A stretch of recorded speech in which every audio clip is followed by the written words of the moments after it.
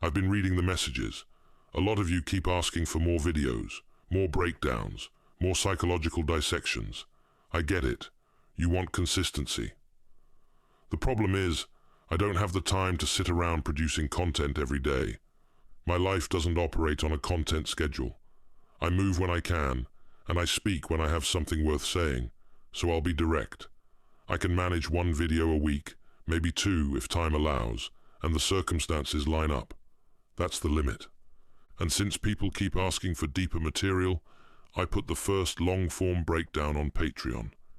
It's a full analysis on the psychology of promiscuous women, why they behave the way they do, what drives the patterns, and how the conditioning forms.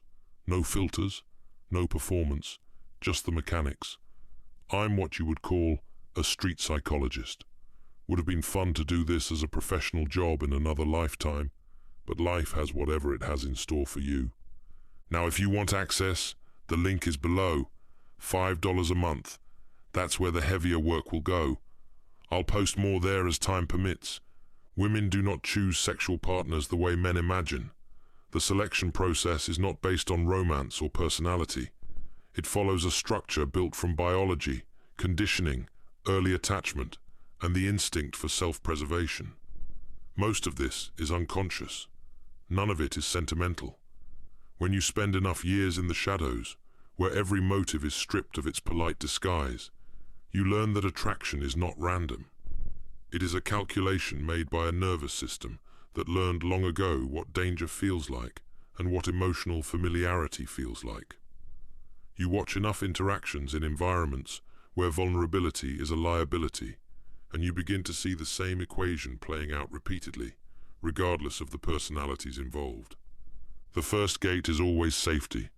A woman's nervous system evaluates risk before she evaluates desire. Men who are too eager, too anxious, or too emotionally volatile register as unpredictable, and unpredictability translates to danger. She may smile, she may talk, she may even maintain a surface-level connection, but her body will not authorize intimacy, because intimacy increases exposure, and exposure has consequences. The men who do pass this gate are not always the strongest or the richest, but they carry themselves in a way that communicates internal stability. Their emotions are controlled, their impulses measured, and their presence does not signal chaos.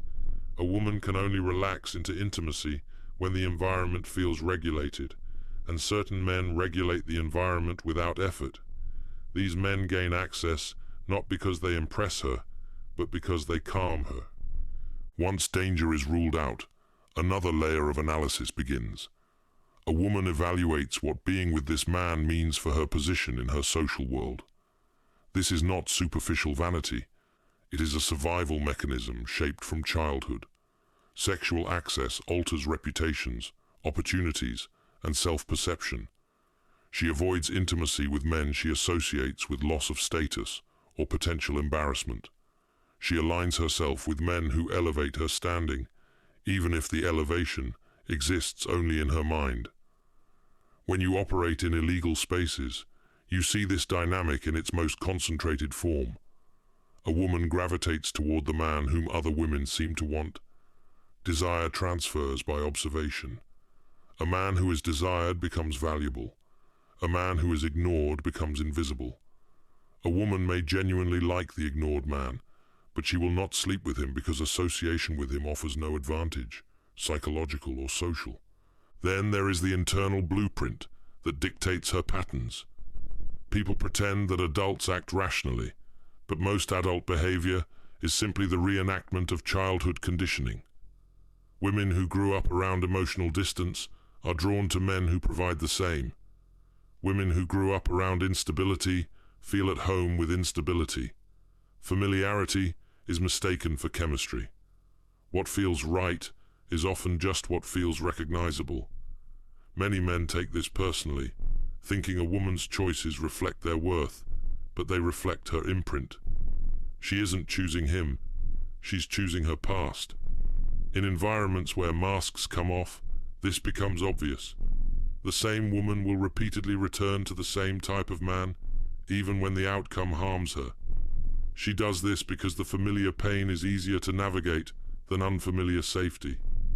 Her body knows how to brace for what she's already experienced. Another factor that determines access is predictability. A woman will sleep with a man whose behavior she can anticipate. This does not mean she wants control.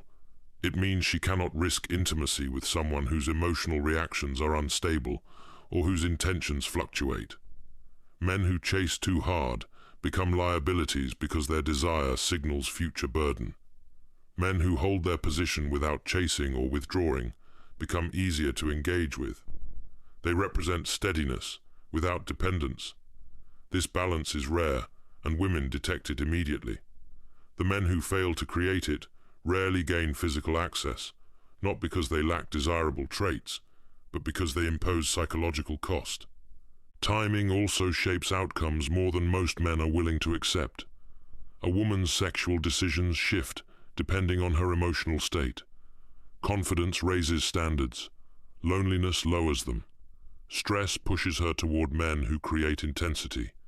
Stability pushes her toward men who feel safe. These fluctuations are not manipulative. They are physiological. I have watched women reject a man for months, only to sleep with him during a moment of emotional disorientation. The man believes he finally improved his chances. In reality, she simply entered a psychological window where the cost-benefit analysis changed. When that window closes, so does her interest, leaving him confused. He thinks her desire was personal. It was circumstantial. Neurochemistry also plays a significant role. Some men trigger strong physiological responses: dopamine-driven anticipation, adrenaline-spiked excitement, or oxytocin-based trust. These responses create a kind of chemical tagging. Once a woman experiences a specific neurochemical pattern around a man, her body remembers it. This memory influences future decisions more than logic or preference. A man who triggers nothing will remain an acquaintance no matter how well he behaves. A man who triggers intense chemistry becomes difficult for her to detach from, even if he lacks all the qualities she claims to want. Her choices follow her body's reactions long before her mind explains them. Sex also carries the weight of power. Once a woman sleeps with a man, he gains a psychological foothold, sometimes a small one, sometimes a significant one. Women are careful about granting this leverage. They avoid intimacy with men they do not trust to handle it responsibly. Men who are emotionally insecure, vindictive, or overly attached rarely gain access because intimacy with them creates risk. Risk of possessiveness, risk of retaliation, risk of exposure. A woman sleeps with a man she believes will not weaponize the act, not because she fears him, but because she understands the dynamics of vulnerability. In the underground world, this is stark. Women will sleep with hardened men before they sleep with emotionally unstable ones. The hardened man may be dangerous, but he is predictable. The unstable man threatens her in ways she cannot anticipate. Early attachment also determines how women use sex. Some use it to secure closeness. Others use it to maintain distance while giving the illusion of connection. Others use it to test a man's emotional structure. Some use it to anchor a bond, while others use it to prevent one. The strategy depends on how they learn to relate to intimacy. A woman shaped by inconsistent affection may unconsciously use sex to stabilize a connection, believing it keeps the man invested. A woman shaped by suffocating closeness may use sex as a tool of independence, choosing men she knows she will not attach to. None of this is deliberate. It is the nervous system replaying what it learned. Trauma complicates these equations, but does not redefine them. Women who experienced betrayal, abandonment, or emotional manipulation early in life develop a heightened sensitivity to certain traits. They avoid men who resemble their traumas physically, but seek out men who resemble them emotionally. A man who is too stable may feel unfamiliar, even suspicious. A man who is chaotic feels recognizable. This is not self-sabotage. It is a kind of psychological muscle memory. She gravitates toward patterns she learned to emotionally survive, not necessarily patterns that will make her happy. The men women avoid often share similar characteristics. They are too available, too uncertain of themselves, too emotionally hungry, or too eager to gain intimacy as a form of validation. Women sense that intimacy with these men will result in emotional obligation. Obligation is expensive. These men become costly, not because of who they are, but because of how they relate to intimacy. Their desire becomes a burden. The men women choose rarely fit the fantasy men hold about ideal traits. They are usually men who carry themselves with a certain emotional independence. They do not need validation. They do not rush.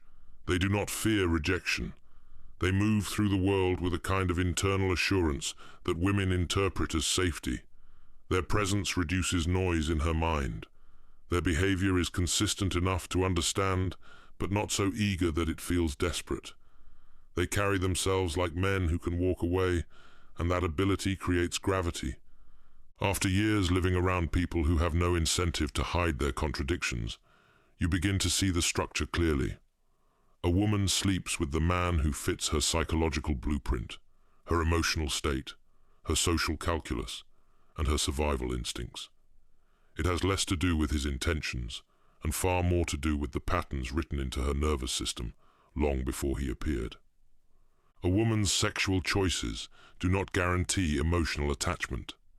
Sex opens the door, but attachment forms through a different mechanism. The men who trigger attachment are not the ones who perform the best or say the right lines. They are the men who activate unresolved internal patterns. Women attach where their nervous system recognizes unfinished emotional business. A man who resembles a past wound becomes magnetized. A man who resembles safety becomes respected, but rarely obsessed over. The attachment forms around tension, not comfort. A woman becomes attached to the man whose behavior keeps her slightly off balance, not in a chaotic way, but in a way that prevents emotional complacency. Her mind orbits the source of uncertainty. This has nothing to do with manipulation. It is simply how the brain assigns value. What is predictable is taken for granted. What is slightly unpredictable becomes significant. Her attachment forms where the emotional stakes feel high enough to activate vigilance. Many men misunderstand this and think emotional intensity equals dysfunction. In reality, emotional intensity is often the result of old psychological imprints being reactivated. This is why a woman may sleep with a man casually, but attached to a different one entirely. One satisfies her body, the other stimulates her unresolved internal narrative. She does not attach to the man who tries to secure her. She attaches to the man who forces her to confront herself. If she grew up around inconsistency, she bonds with inconsistency. If she grew up around emotional distance, she bonds with distance. The attachment is not a choice. It is the continuation of a story she has been carrying for years. A man who understands this does not confuse access with significance. He knows that being allowed into her body is not the same as being allowed into her internal world. He recognizes that what she desires, avoids, and attaches to are all separate systems driven by different evolutionary and psychological mechanisms.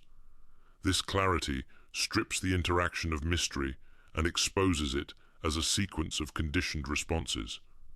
I learned this not from books, but from experience. Years of watching people operate without the filters society uses to disguise truth. In places where legality disappears, honesty becomes unavoidable. Women reveal their attachments in the way they return to certain men, even when they claim to be done. They reveal their avoidance through silence and withdrawal. They reveal their desire through small concessions in body language. Once you've seen enough of these patterns, you stop believing in randomness. Everything follows a structure. The men who inspire attachment project independence. They do not rely on her emotionally, yet they allow just enough access to keep the connection alive. Their freedom creates psychological gravity. She feels that if she does nothing, she might lose him. This perceived scarcity increases value. Her attachment grows in the space between what she wants and what she fears losing. It is not love. It is the nervous system organizing itself around a perceived source of importance. You cannot fake this dynamic. You cannot talk your way into it. A woman attaches to the man who represents the emotional pattern her body recognizes. Some men are chosen to fulfill desire. Others are chosen to fulfill history. When these converge, attachment becomes inevitable. When they don't, the connection dies without explanation. People pretend relationships are built on logic, compatibility, or communication. The truth is simpler and colder. Women attach to men who fit the internal logic of their psychological development. Every choice reflects an old wound, an old fear, or an old comfort. Understanding this is not cynical, it is accurate.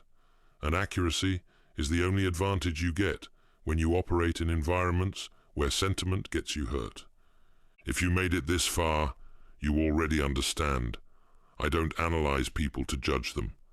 I analyze them because knowing the mechanics is the only way to survive the kinds of worlds I used to move in. And if you want more breakdowns like this, deeper, darker, more detailed, I just uploaded a new video on my Patreon examining the psychology behind high impulse, high attention-seeking behavior in modern women, the kind most men misunderstand completely.